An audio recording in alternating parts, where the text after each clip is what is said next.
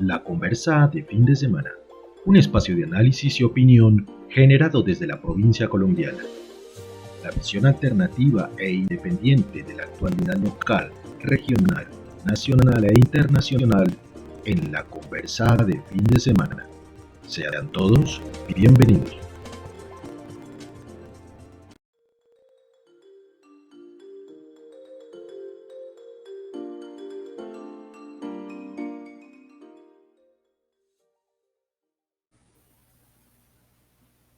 Muy buenas y santas las tengan todas y todos. Estoy muy complacido de estar nuevamente aquí en este espacio, su espacio alternativo de análisis y opinión que se llama La Conversa de Fin de Semana. Mi nombre es Omar Orlando Tobar Troches y estoy nuevamente reitero, muy complacido de cumplir con ustedes esta cita virtual de cada 8 días sábados para analizar, para opinar acerca de los temas que estén generando o hayan generado opinión pública en lo local, lo regional, lo nacional o lo internacional. Como pueden ver ustedes, aquí a mi lado se encuentra uno de los invitados que ustedes ya han distinguido en emisiones pasadas de la conversa, que es don Juan Pablo Sepúlveda Gauer. Saludémoslo de una vez, don Juan Pablo, buena tarde, buena noche, ¿cómo está usted? Buena tarde, Omar. Buena tarde para los oyentes y los videntes. Muy bien, gracias, Omar. Complacido de nuevo para estar ahí en este programa y esperamos seguir aportando para este tema. Bueno, como ustedes pueden ver en la parte de abajo, el banner que se está desplazando, hoy seguimos con la segunda parte del análisis que habíamos empezado hace 8 días acerca de la importancia de hablar de política, pero arrancando de la educación política y debatir en política con nuestros invitados de 8 días que por aquí ya se están sumando. Por aquí vemos a la compañera, la joven Ruth Zoraida Celis, a quien saludamos de una vez. Ruth Zoraida, buena tarde, bienvenida a la conversa de fin de semana. ¿Cómo has estado? Muy buenas tardes. ¿Me están escuchando? Sí, perfecto, aquí la estamos escuchando. Hola, Omar, Juan Pablo, buenas tardes. Disculpen la demora. No, sí, estamos por acá para dar continuidad a nuestra conversación que quedó un poco empuntada la semana pasada. Bueno, perfecto. Gracias, Ruth, por estar aquí con nosotros. El tema de hoy le estaba diciendo a nuestros televidentes, Juan Pablo y Ruth, ahora ya podemos decir televidentes, como cuando estábamos pequeñitos y veíamos la televisora. Los televidentes, es la importancia de hablar de política y de educarnos en política acá en Colombia. Entonces, hoy en la segunda parte, recordarle a todos nuestros conectantes que una vez terminada esta misión de streaming, vamos a subir los videos a nuestras redes sociales, que ahorita las vamos a dejar ahí en pantalla. Recordarles a Ruth, a Juan Pablo y a quienes nos están viendo y oyendo, que ya también pueden escuchar los audios de la conversa de fin de semana en las plataformas de podcast. En Anchor FM, en Spotify, en Google Podcast y en Spreaker. Entonces ya por ahí nos podemos escuchar. Bueno, mientras le damos chance, a ver si de pronto llegan los otros invitados que creo que han tenido inconvenientes el día de hoy, vamos arrancando con esta segunda parte de esta discusión, de esta conversa acerca de por qué hay que hablar de política en Colombia.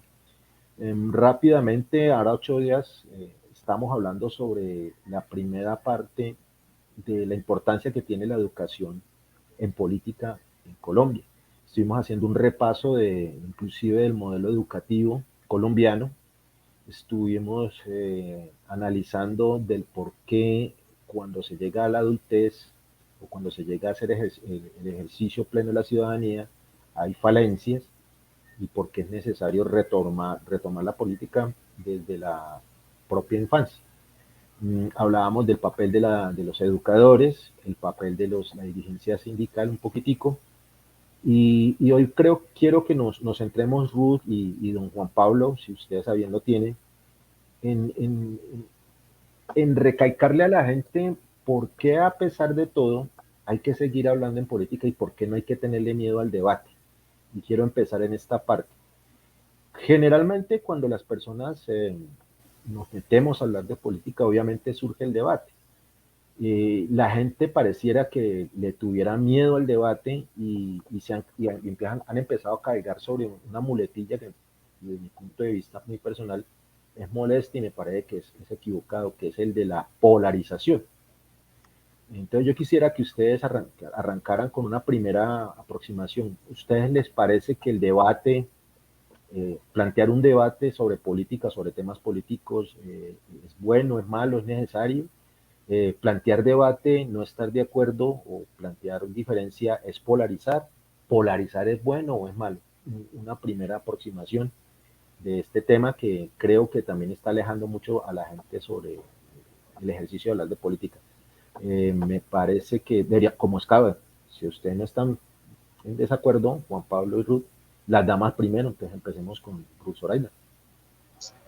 Bueno, tú tocas un tema muy importante, y es que nosotros en el país a todo le queremos dar un nombre y un apellido como para volverlo coyuntural, ¿no? Entonces, si hablamos del tema de la compra de notarías para la reelección, entonces si nosotros en el país a todo le, si hablamos de, bueno, a todo le ponemos como un nombre, y la polarización también se ha convertido en un sobrenombre cuando no queremos debatir ni que nos rebatan nuestras propias opiniones. Entonces, yo creo que el debate es importante porque eso nutre de información a quien está precisamente en la espera de tomar decisiones. Porque nosotros sencillamente no, como seres humanos, tenemos posiciones distintas per se, porque somos seres absolutamente diversos, y no por el hecho de yo estar en contra de una posición, estoy en contra de la persona. Entonces, yo creo que un medio de homogenizar y de alejar el hecho de que no me discutan lo que yo creo y lo que yo pienso. Entonces, por eso señalamos al otro que está polarizando, al otro que está debatiendo, que está generando un inconveniente o que está generando un problema. Para mí, bienvenido al debate siempre porque eso nutre, porque necesitamos precisamente, como decíamos la semana anterior, vivir dentro de la diferencia. Si fuéramos iguales, no seríamos una sociedad, no sé qué seríamos. En ese sentido, bienvenido al debate. Bueno, gracias Ruth por esa primera impresión. Don Juan Pablo, acerca de este mismo tema. Debate, polarización, una impresión suya. Hola Ruth, ¿cómo te va? Lo primero es que creo que las discusiones políticas traen diferencias de criterios. Esas diferencias de criterios creo que son importantes dentro de los debates. O sea, mal haríamos en pensar todos exactamente igual y que no haya alguien que contradiga. Creo que el contradictor te hace caer en la cuenta si estás haciendo bien o estás haciendo mal. Y creo que hay una gran diferencia entre si yo estoy haciendo un debate frente a lo que no considero que es prudente, no solamente diría yo, se traduce en que sea, como dice la polarización, no sé si viene de los polos, el polo norte, el polo sur, pero podría decir, no solamente los conceptos son blancos y negros, sino que hay diferentes tonalidades. Y si bien es cierto, yo puedo estar de acuerdo con el blanco en unas cosas, puedo estar de acuerdo con el negro en otras. Hay puntos en que es posible que nos junten algunas ideas que tenemos presentes en algunas cosas, que creo que es lo importante. Y creo que en definitiva, cuando usted habla de política, debería de mirar precisamente la parte general y no solamente la individual de estas personas, no solamente decir, creo que es un término que a mí no me gusta, es está conmigo o está contra mí.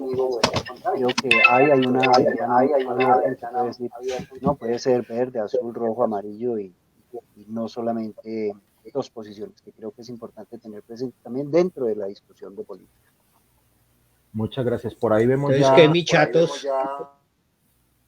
A Marco Tulio, buenas tardes, bienvenido a la conversa de fin de semana. ¿Cómo está en esta segunda parte? Lo estamos saludando ya, habíamos empezado con Juan Pablo, con Ruth Zoraida, y si es bueno o no es bueno polarizar. ¿Qué percepción tiene Marco Tulio de esta parte del debate político que creo que sin querer queriendo está alejando a la gente de ese ejercicio de hablar de política? Una impresión tuya, Marco Tulio. Bueno, Omar, yo pienso que el término polarizar realmente es más la manera de descalificar que otra cosa. todo aquel que no piense igual a uno se le dice que es polarizar. El debate y la discusión es necesaria. Si uno no discute, no construye. Entonces, es supremamente necesario. Ahora, el problema es que cuando en la discusión o en el debate se termina tocándole los callos, como se dice popularmente, a un interlocutor, entonces el interlocutor determina que la mejor manera de que no le pongan a uno cuidado es implicarlo con polarizar. Si uno mirara de dónde vendría el polarizar, que viene de ser un polo, un lado, pues hombre, es indudable que uno tiene que tener un lado. El que no es hincha de Santa Fe es de Millonarios o es de América o es de otro equipo, tiene una posición y eso no es polarizar. Tal vez como hablábamos en días pasados, el problema no son ni las discusiones ni los mensajes, sino cómo quiera uno, ante la falta de argumentos, contrarrestar al contradictor. En ese sentido, y la pregunta ya ahorita que estamos con los tres, hay otro término, otra expresión que me parece que también ya se ha vuelto lugar común o un cliché, que es el de la ideologización del debate. Es decir, cuando creo que es en el mismo tono, si estoy equivocado, Marco Tulio me corrige, de descalificación, cuando se está planteando un tema, por ejemplo, sobre los planes de desarrollo municipal o cualquier tema de interés comunitario o nacional, inmediatamente entra a la palestra el tema de la ideologización. No ideologicemos el debate, no ideologicemos la conversación, el discurso. ¿Es así de malo eso de ideologizar el discurso? ¿Qué es esa cosa de ideologizar? ¿Es un lugar común, es un cliché o eso hace parte también de la conversa política? Arrancamos con don Juan Pablo, porque ahí creo que se nos fue Ruth. Don Juan Pablo, primera impresión. Yo parto de la base de que las discusiones son de ideas.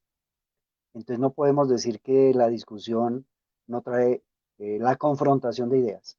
Y creo que eso es importante. Hay que ratificar. Eh, yo puedo estar de acuerdo con algunas ideas, pero no con otras. Y no por eso quiere decir que tenga una línea política determinada. Creo que dentro de los debates nuestros, eh, las ideas que de alguna manera se están discutiendo y confrontando los unos con los otros, tendrán algunos argumentos más que otras, pero en definitiva creo que es muy importante discutir eso, discutir, bueno, ¿qué idea tiene usted de la educación? ¿La educación es solamente del Estado o la puede prestar el sector privado o puede ser mixta o puede ser la salud solamente del Estado o puede ser también del sector privado? Creo que son ideas que se tienen, unas que hablan del Estado eh, y otras que hablan del sector privado y creo que es confrontar eso y de alguna manera es mirar cuál sería la mejor para dar una solución a los problemas que tenemos, porque en definitiva los problemas sociales se deben de resolver en base a la confrontación de las ideas y de las situaciones sociales que se estén dando en el país. Entonces creo que no es malo tener diferentes tipos de ideas y confrontarlas, porque creo que en definitiva es la esencia de la política, es discutir temas y puntos de vista diferentes que en alguna manera son ideologías también, o son teorías políticas y económicas que traen algunas dificultades y algunas contradicciones que me parece que son sanas. Muchas gracias, don Juan Pablo. Ruth Zoraida, sobre ese tema, la ideologización del debate, ese cuento, es lo mismo que polarizar. ¿Usted qué opina, Ruth? Bueno, como siempre, poner un nombre. Les encanta poner un nombre.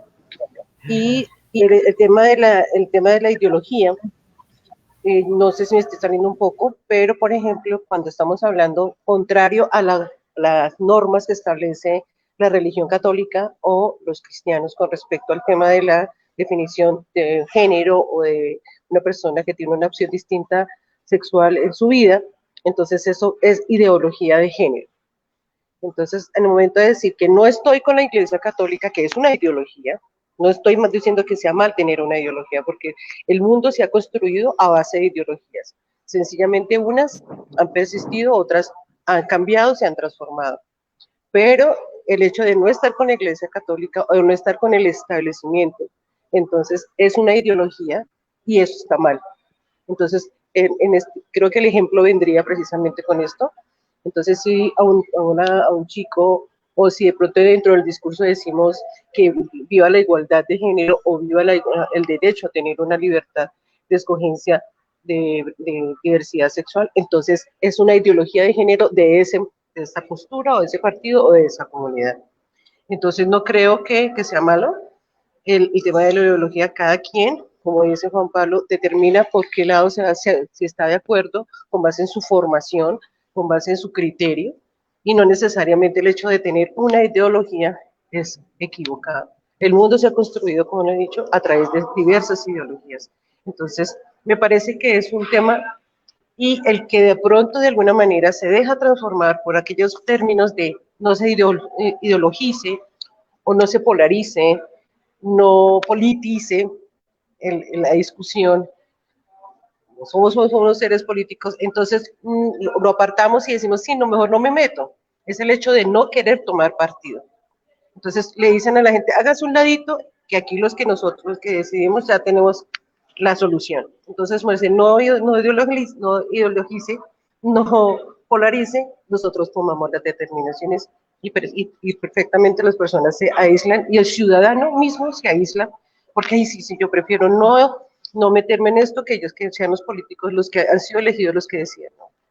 Precisamente eso es lo que nos falta, como ciudadanos, involucrarnos cada día más y no dejarnos señalar y no dejarnos colocar precisamente estos términos que nos apartan de la discusión. Gracias, Marco Tulio, al respecto de ideologización, polarización, politización de la discusión. A ver, yo considero que llevar uno hacia el sesgo de una ideología a algo casi nunca realmente se da. La manera de criticarlo, de que se hace, es sencillamente tratar de quitarle peso a la discusión que tiene el contendor. Miremos, por ejemplo, algo. Yo me considero una persona con criterios de izquierda, ¿cierto? Considero que la ley 100 tiene demasiadas cosas malas, pero no puedo dejar de reconocer que la ley 100 universalizó el servicio de la salud. Eso es un punto que es bueno. O sea, no porque yo sea contrario a la ley 100, tengo que decir que todo es malo. Pueden haber cosas que sirvan. Quienes tenemos el recuerdo de la época de los 70, servicio de salud tenía quien era afiliado al Seguro Social, que era un trabajador, el resto todo el mundo tenía que pagarlo. Hoy en día la gente tiene un servicio de salud universal, bueno o malo, pero tiene algo. Ahora, lo malo es la manera cómo se maneja, cómo se comercializa y donde dejamos de ser ciudadanos para ser convertidos en clientes. Entonces, si damos tanto, el servicio es bueno o es malo. En ese sentido de las ideologías, uno tendría que decir que lo que necesita uno es unificar los criterios de algunas ideologías. Entonces, por ejemplo, ¿quién dice que el empuje de la inversión que da el capitalismo es malo? No, eso es bueno. Pero si a ese empuje de la capitalización o del capitalismo en la inversión le juntamos la planificación del socialismo, ¿no mejoraría? Claro que mejora. Y si a eso le aumentamos el amor al territorio del nacionalismo, hombre, pues si nosotros aprendemos a querer nuestra patria, nuestro territorio, ¿eso es malo? Eso es bueno. Lo que pasa es que las cosas hay que tomarlas sin irse uno a los extremos. Casi que eso sí sería la tercera vía, cuando uno logra juntar todos esos elementos de juego. Y todo tiene malo, todo tiene bueno. Bueno, estamos llegando a un puntico interesante que todos han tocado y me parece interesantísimo, que es el de, lo toca Marcote ahora último.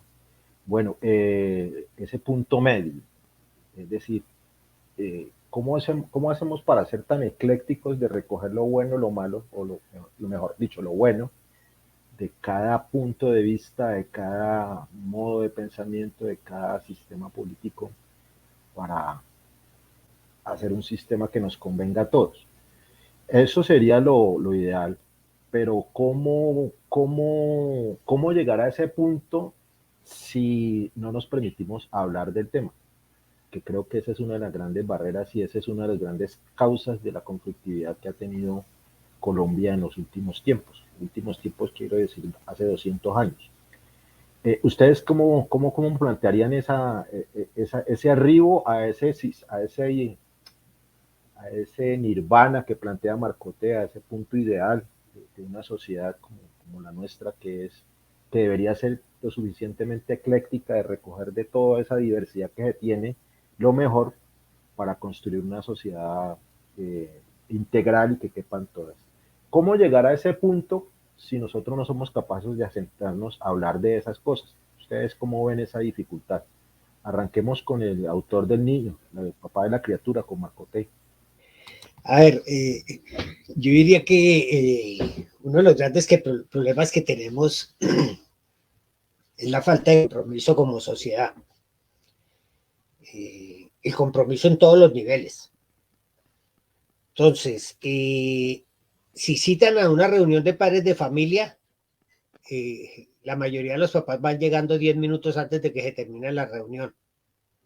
No tienen compromiso con el tema no de los hijos, sino el compromiso con la institución y con lo que le corresponde como familia y con todo ese asunto. El domingo tenemos elecciones de juntas de acción comunal. El 90% de las juntas de acción comunal se conforman con rellenos, porque la gente no quiere compromiso, no quiere estar. Como se llenan de rellenos, entonces un cuerpo colegiado se convierte en un ejercicio presidencialista. El presidente es el que maneja, es el que manda, es el que de todo, porque no tiene el cuerpo colegiado que debe estar al lado. Y en el ejercicio de la política es lo mismo. Debe haber un compromiso. El compromiso de, si yo elijo a alguien, ¿cómo hago para ser partícipe de su programa de gobierno, de apoyarlo, de poder hacer que ese ejercicio político sea efectivo y bueno? Pero de la misma manera, mi responsabilidad civil, mi responsabilidad social, me debe permitir criticar el programa cuando el programa se sale de lo propuesto o cuando el personaje no está cumpliendo con lo que prometió. Entonces, si yo critico al que ayudé a elegir, entonces soy sectario. Y ese es el problema. Si lo apoyo, entonces es que soy de esa ideología y ahí estamos y no tenemos el sentido de la crítica como el motor de la realización de las cosas que tenemos al frente. La crítica debe ser permanente. El análisis de coyuntura tiene que ser permanente. Si uno no vive haciendo el análisis diario de las cosas, no las entiende. Si nosotros recordamos la época en que estuvimos trabajando, seguramente los noticieros, cuando había un paro cívico nacional, arrancaban diciendo, en los encabezados que hacen para iniciar el programa, ¿no? Entonces, la guerrilla atacó el pueblo de tal y tal parte. Segunda noticia, mañana gran movilización sindical en el país. La tercera noticia, otra masacre de la guerrilla. Entonces encajonaban la noticia del paro nacional o de la movilización sindical en medio de dos problemas de guerra para convertir al movimiento sindical en parte de la guerra. Si nosotros hacemos análisis de coyuntura permanente, si nosotros somos críticos con las actuaciones de lo que tenemos alrededor, podremos ver fácilmente ese tipo de cosas y poder ponerles el filtro. Yo sigo creyendo que nada es bueno ni nada es malo. Todo tiene de bueno, todo tiene de malo. Ahí es que saber extractar como eso. Seguramente cuando nos tomamos un jugo de limón dejamos la cáscara a un lado. Y no por eso el jugo de limón es malo, ni la cáscara es mala. Cada cual tiene su oficio. Gracias, Marco Tulio. Ruth Zoray, tu aproximación. Buena analogía. Bueno para el jugo, bueno también como para hacer una infusión. Entonces, podemos utilizarlo. Bueno, yo creería que ese nirvana que más o menos propone Marco se podría llegar a dar. No tenemos aquí obviamente la fórmula mágica, pero estamos invitando a un diálogo, estamos invitando a que nos encontremos y que podemos trabajar desde la diferencia. Esa es como la propuesta nuestra como colectivo. Pero para precisamente poder proponer, también necesitamos conocer el país, necesitamos acercarnos a la comunidad y saber qué es lo que requiere. Porque lamentablemente muchas de las propuestas de los partidos, de los candidatos, no importa el espacio que sea, llámese hasta el personero estudiantil, el presidente de la Junta de Acción Comunal, el Consejo de Cultura, etcétera. Lo digo desde mi necesidad, desde lo que yo quisiera, pero no me centro en qué es lo que necesita la comunidad y a quiénes son los que yo voy a representar. En este sentido, es donde si yo conozco, me puedo sentar con distintas personas y decir, usted puede poner esto, usted puede colocar esto y usted puede poner esto y actuamos como un colectivo. Nosotros ponemos el tema de ustedes conocen la salud, ustedes conocen el tema de la educación, ustedes conocen el tema de cultura, trabajemos unidos. Pero otro gran problema, obviamente, es la concentración de poder. Lamentablemente, si no tengo el poder, si no manejo, entonces no puedo no puedo proponer o no puedo poner en práctica mi plan de desarrollo, y eso es lo que sucede en los cuerpos colegiados, como dice precisamente Marco Tulio. Entonces yo necesito tener a toda mi gente y que voten por mis propuestas sin escuchar las demás. Entonces yo creo que precisamente la Constitución del 91 amplió la posibilidad de movimientos en ese sentido, en escuchar las propuestas distintas, de distintas vertientes que conocen al país desde su quehacer permanente. Y así era que de alguna manera podemos hacerlo. Pero si empezamos a hacer la concentración del poder y decir es que yo soy el que determino, es muy complicado. Pero ante todo es conocer y poder sentarse con el otro a planear y a poder encontrar puntos en común, creo yo. Muchas gracias, Ruth, hombre, por esa aproximación. Don Juan Pablo, su granito de arena en esta conversa. Unos hacen limonada y con la cáscara podemos hacer mermelada. Y la utilizamos los dos. Y queda muy buena la mermelada. Yo creo que para llegar a un punto de equilibrio necesitamos la facultad de escuchar al otro, de escuchar las necesidades del otro, entender esas necesidades y trabajar para esas necesidades, porque creo que hay una gran dificultad en negar las necesidades del otro. Cuando las necesidades del otro de alguna manera no se cumplen y queda ese vacío, pues vienen los problemas sociales y vienen las revueltas y vienen las movilizaciones, pero creo que detrás de las movilizaciones y detrás de las protestas hay un vacío de lo que está pasando y creo que eso no se escucha. Hay una frase, ese tal paro no existe, o sea, es negar que hay unas dificultades y creo que eso dificulta que haya una verdadera solución. Yo creo que hay una responsabilidad de quienes se hacen elegir que debería de permanecer durante el tiempo que son elegidos. Pero igual hay una responsabilidad del que elige en decir, bueno, y entonces, ¿hasta cuándo va a responder? No solamente para que hagan las visitas 8 días antes de las elecciones para decir, bueno, entonces aquí estamos mirando eso, sino que hay una responsabilidad en todos los niveles, en las alcaldías, en las gobernaciones, en el Consejo, en el Senado, en la Cámara, donde debería de mirarse ese tipo de cosas y las famosas promesas de campaña, pues definitivamente deberíamos de descalificarlas porque en definitiva son solamente promesas y no llegan a cumplirse en la mayoría de los casos.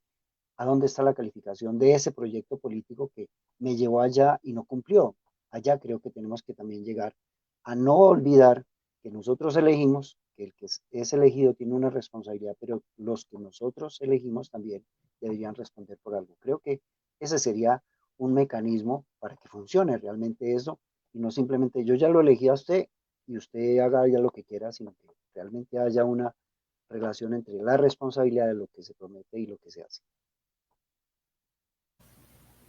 Muchas gracias, don Juan Pablo. Bueno, en general a los tres por estas aproximaciones súper interesantísimas.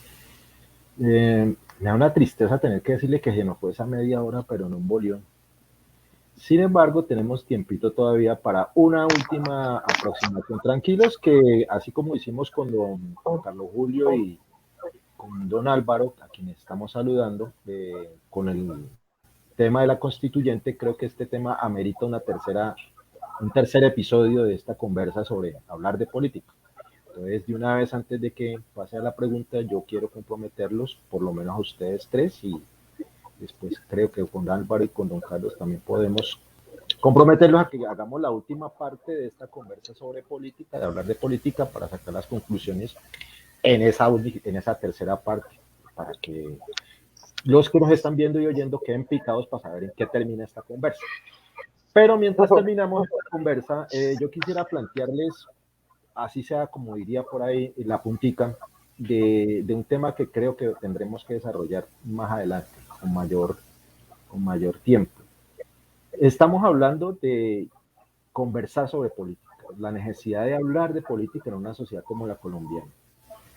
Y ustedes ya han dado los pasos sugiriendo de cómo avanzar un poquitico en el ejercicio de la política. Una pregunta muy breve, pero yo sé que es difícil de contestar. ¿Ustedes creen que en Colombia estamos haciendo bien la política? ¿Hacemos política? ¿La hacemos mal? Es una pregunta que suena como boba, muy de cajón, pero creo que también tiene que ver con eso de que no estamos hablando de política, no lo estamos haciendo bien. Entonces, ¿será que sí estamos haciendo política? Arranquemos por don Juan Pablo. Yo creo que nosotros hemos hecho el ejercicio de la política y algunos lo han hecho mejor que otras. El problema es que tenemos casos de políticos que fueron muy activos, que tuvieron un gran seguimiento, pero no supimos porque no se dio la posibilidad de efectivamente si iban a cumplir el proyecto o no. Y me refiero a Gaitán. Gaitán tenía un seguimiento y hizo unas grandes manifestaciones, tocó una gran cantidad de problemas sociales, pero no pudo llegar al poder porque lo asesinaron. Igual pasó con Luis Carlos Galán, también tenía un proyecto diferente, estaba hablando diferente, pero tampoco lo dejaron llegar. Y creo que en la izquierda, la Unión Patriótica es un ejemplo de cómo se acaba un proyecto político que tuvo un gran respaldo en las alcaldías, en los consejos, pero que también fue asesinado. Entonces, creo que se han planteado alternativas políticas, pero definitivamente tenemos la dificultad en que no lo acaban, lo exterminan, lo asesinan, que es muy complejo. Y eso implica también el temor de hacer política, que creo que hay que tenerlo presente. Muchas gracias, don Juan Pablo. Doña Ruth Zoraida, al respecto, su opinión. Pues no sé de qué maneras hacer la mejor política o no política, como dice Juan Pablo. Aquí es muy difícil que un partido que se encuentra en oposición a lo que ya se encuentra establecido lo pueda ejercer sin temor a ser o aniquilado, o borrado, o amenazado, etcétera. Entonces, si eso es hacer política, creo que no estamos haciendo una buena política. Y algo también decía Juan Pablo, así como para cerrar y como para dejar un poco el tema abierto, es que desde que estamos en el colegio, por ejemplo, ¿cómo hacemos política? ¿Cómo le estamos enseñando a los chicos a hacer política en los colegios cuando se elige al personero o cuando se elige al consejo directivo de un colegio? exactamente les estamos enseñando cómo elegirlos, cómo se postulan. No, el hecho no es temerle a esa política, el hecho es hacerlo bien y hacerle el control precisamente a esos que fueron elegidos.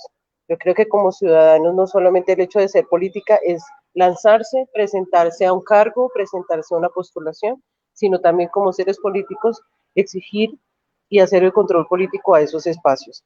Luego cuando estamos en el barrio, como decía Marco Tulio, con las juntas de acción comunal, no solamente es postularnos, es como ciudadanos también decir, aquel que se postuló, entonces hagamos un control social, y un control no es nada, no es malo, es precisamente cuéntenos qué estamos haciendo para poder intercambiar, para poder también ser partícipes. Entonces, sí, el hecho de lo que, como lo comenta Juan Pablo, creo que nos falta mucho para hacer buena política en este país, como lo estamos comentando, porque aquí el tema es la acumulación de poder, es el tema de política. Gracias, Ruth, muy amables por esa aproximación. Marco Tulio, tu punto de vista. A ver, yo sí creo que hacemos política en la medida que actuamos dentro de los espacios de participación ciudadana. Hacemos política cuando hablamos de temas como la salud, porque es hablar de la política de salud, o cuando hablamos de educación, hablamos de la política de educación. Eso es hacer política. Hablar de las políticas de Estado, de las políticas de un municipio. El problema es que los políticos hacen es politiquería y la gran mayoría de la gente hace es partidismo. Sin llegar al nivel de la politiquería, hacer partidismo. Entonces eso hace que precisamente hablar de política sea tan difícil por temas de partidismo. El líder debe diferenciar el ser como ser y su actuación como líder. Yo como ser humano, como Marco Tulio Morales, tengo mis preferencias políticas, pero no por eso como líder puedo cerrarme a las preferencias que yo tenga. Como líder que soy y representando una comunidad, debo actuar en el nivel de la política de los diferentes sectores. No puedo cerrar las puertas. Vea, en eso me acuerdo del compañero Gonzalo, que en paz descanse. Él siempre decía, usted puede discutir con quien quiera, pero no puede cerrar todas las puertas. Al menos tiene que dejar una ventana abierta para tener por dónde volver a entrar. Entonces, si estoy liderando una comunidad, puedo tener las discusiones que yo quiera con un alcalde, pero no puedo convertirme en enemigo del alcalde, porque entonces lo convierto en enemigo de mi comunidad. El criterio de liderazgo debe estar por encima de mi criterio personal. Y ahí es donde se trata de hacer política, porque la política es el arte, el juego del diálogo, de todo eso frente a esas grandes políticas económicas, de salud y de todo lo demás. Muy interesante esta conversa del día de hoy. Todos los temas los dejamos ahí como en puntica. Todos son tan interesantes, todo se puede profundizar tanto, pero estos espacios en redes que requieren cosas como muy rápidas no nos permiten. Por lo tanto, yo los invito de manera muy humilde a que, si tienen a bien, nos acompañen nuevamente Juan Pablo, Ruth Zoraida y Marco Tulio a una última sesión de esta conversa sobre política, de aquí 8 días, si no pasa nada raro. Esperaremos volvernos a encontrarnos. Agradecerles que hayan sacado tiempo, que hayan regalado un poquitico de todo ese conocimiento, de toda esa experiencia que cada uno de ustedes tiene, para compartirlo con quienes nos están viendo y quienes nos van a ver más tarde en nuestras redes sociales. Por hoy no es más, dejamos ahí en puntica y esperamos volverlos a ver a ustedes en esta conversa de fin de semana. Antes de despedir, quisiera pues que ustedes nos dieran una última aproximación, un saludito de despedida a don Juan Pablo, Ruth y Marcote. Arranquemos por las damas. No, pues muchas gracias a Omar, a los compañeros del colectivo también, a la memoria colectiva. Es un placer compartir con ustedes este tema es opinar sencillamente como ciudadanos lo decimos, es invitarlos a que de alguna manera tomemos, no partido, pero sí de alguna manera tengamos la posibilidad de opinar, de que no temamos debatir. Y lo más rico de aquí, esta conversa, es hablar de política sin hablar de ningún partido ni politiquería, que se me parece mucho más interesante. Muchas gracias. Muchas gracias. Gracias, Ru, muy amable. Don Juan Pablo. Sí, sigue siendo muy interesante la invitación, Omar, a participar en este espacio y que contribuyamos a que pensemos en política y hagamos política, pero hagamos una política con la finalidad de buscar la mejoría del sector nuestro, de los más cercanos, de un país que realmente necesita unos grandes cambios y la única manera de hacer los cambios es participando en política y estando de acuerdo o no con lo que se esté haciendo. Muchas gracias, don Juan Pablo. Don Marco Tulio. Sí, primero pues agradecerla a los compañeros, a Juancho, a Ruth, a Omar, por la invitación y muy agradable el espacio. Y esto es lo que hay que hacer, mediante el diálogo, mediante la charla, mientras nuestras posiciones equivocadas o acertadas, tratar de construir un algo, un camino hacia dónde ir, un referente, alguna cosa. Estoy totalmente de acuerdo que el diálogo sobre política debe ser permanente para poder llegar a algún llanito. De 50 que escuchan, uno que le pare oreja a uno, ahí se va ganando. Y como dice Ruth, no hablar de política solamente por un partido, por un movimiento, sino del país, de sus necesidades, de las problemáticas que tenemos, de cómo estoy seguro todos ustedes, cada noche cuando empieza a llover, lo primero que se nos viene a la cabeza son todas esas personas que viven al lado de los ríos y uno empieza a sufrir cuando cae la primera gota. Ay, ¿dónde ir a hacer la avalancha hoy? Ese sufrimiento, ese sentimiento del país es el que necesitamos despertar en todo el mundo.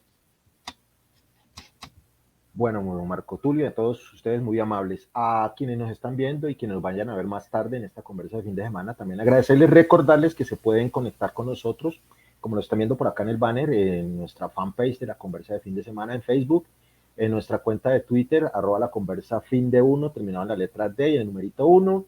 También muy amables a los que nos han visitado a nuestro blog, laconversafindesemana.blogspot.com.co. Quienes se han suscrito a nuestro canal, ya somos 7, pero necesitamos llegar a 10. Nuestro canal de YouTube, muy amables a los que se han suscrito, a los que nos están viendo, hemos recibido buenos comentarios por allá. A la gente que nos está oyendo en Spreaker, yo estoy muy contento con Spreaker, con Anchor, con Spotify y con Google Podcast, tenemos buena audiencia y lo más chistoso, o bueno, hasta interesante, es que nuestros oyentes están más allá de las fronteras. Nos están oyendo más en el otro lado del charco que acá en Colombia, y eso me parece, pues por un lado bastante interesante, pero por el otro bastante llamativo. Entonces a todos ellos muchas gracias. No les voy a volver a molestar con ese cuento del COVID y todas esas vainas, porque aquí como que ya todo está normal y ya estamos cerquita de otro día sin IVA. Entonces todo el mundo cuídese como pueda, que es parece ser el lema de este gobierno, cada cual sálvese como pueda. De mi parte, no es nada más, invitarlos nuevamente a que 8 días sábado a esta misma hora, en otro espacio de la conversa de fin de semana. De mi parte no es más, pasen un feliz fin de semana y cuídense. Muchas gracias.